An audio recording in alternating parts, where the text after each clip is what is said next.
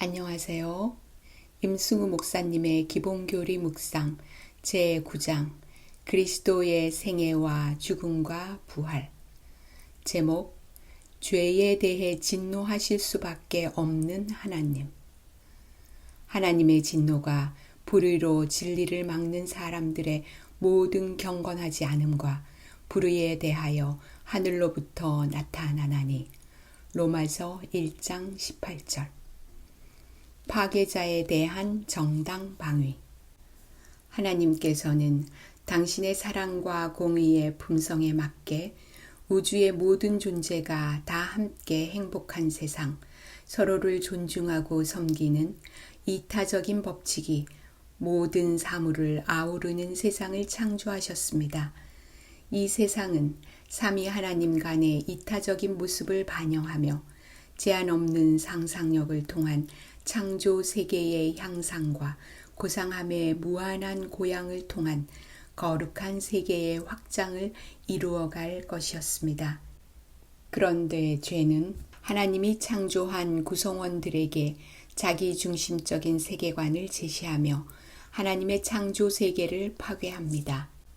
죄는 모든 존재는 자기중심적이고 자기 마음대로 살고 싶어 할 수밖에 없다며 하나님의 이타적인 품성은 거짓이라고 배격합니다. 죄는 하나님의 품성을 반영하는 하나님께서 세우신 세상을 이끌어가는 사랑의 법을 배격합니다. 결국 죄는 하나님의 존재를 불편해 하다가 그분의 존재하심이 필요 없다고 합니다. 이제 최종적으로는 하나님이 존재하지 않으신다고 말합니다. 원래 세상은 죄인들끼리 살다가 죽으면 그것으로 끝이라고 말합니다. 이것이 정상이라고 말합니다. 하나님이 창조하신 세상이란 원래부터 없었다고 죄는 말합니다. 죄는 죄가 아니고 이것이 정상이라고 말합니다. 그런데 우리가 오늘 살아가는 이런 불행한 세상이 정말 정상일까요? 이런 곳에는 진정한 사랑도 없고 진정한 행복도 없고 진정한 정의도 없습니다. 그저 하나님이 창조하시고 사랑하는 존재의 소멸밖에 남는 것이 없습니다. 이런 까닭에 하나님은 죄를 미워하고 죄에 대해 심히 진노할 수밖에 없으며 죄를 소멸하고자 할 수밖에 없습니다. 죄에 대한 진노는 하나님에게는 정당방위일 수밖에 없습니다. 인간의 근본적인 갈망과 하나님의 진노를 받으신 분. 그런데 인간은 사랑 없이는 살 수 없습니다. 인간 사회에서 정의가 완전히 사라진다면 그 사회는 자폭할 것입니다. 인간에게 행복에 대한 희망이 없다면 하루하루가 지옥일 것입니다.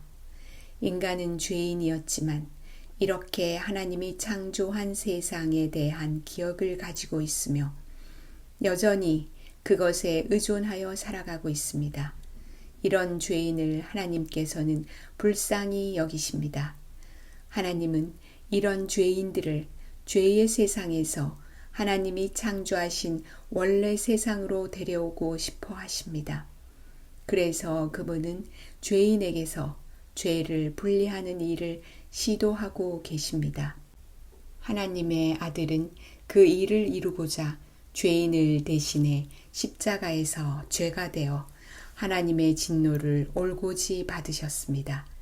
이제 죄인들은 하나님의 용서를 구할 수 있게 되었고 회개하여 죄에서 돌이켜 주님에게로 향할 수 있게 되었습니다.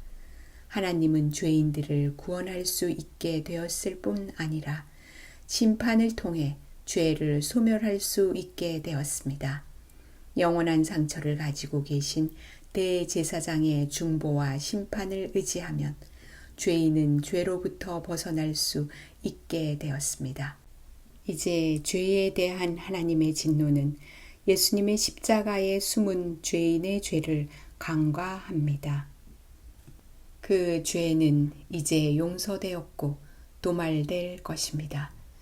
이제 하나님이 원래 창조한 세계가 곧 다시 온전히 100%가 작동될 것입니다. 기도. 죄인에게서 죄를 분리하는 일을 십자가 사랑으로 성공하신 주님을 경배하고 찬양하나이다. 아멘.